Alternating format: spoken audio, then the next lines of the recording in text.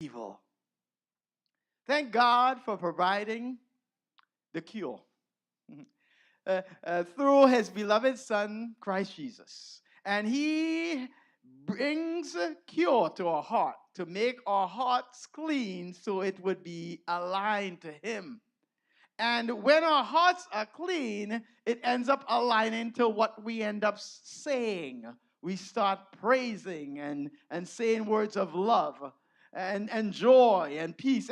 And our words will not just be words, but it will turn into actions. You know, today I want to, as I said, continue with the story of Elijah and Elisha. And last week we spent more time with Elijah. And in the end of that ministry, Elijah, he was with his successor Elisha and asked him what he would want, and Elisha requested what you call a double portion. And we spent time with that last week. But if you get a chance, I would encourage you to read Second Kings, maybe even the end of First Kings, into Second Kings up to chapter 8 or 9. And you'd see the story of these prophets who lived in a time where the society was godless. Being on the side of God was like an enemy to you.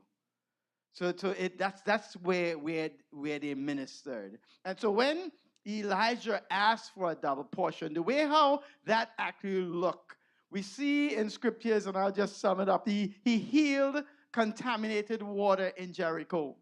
He judged hecklers. By the way, there's some young boys was calling him bald head.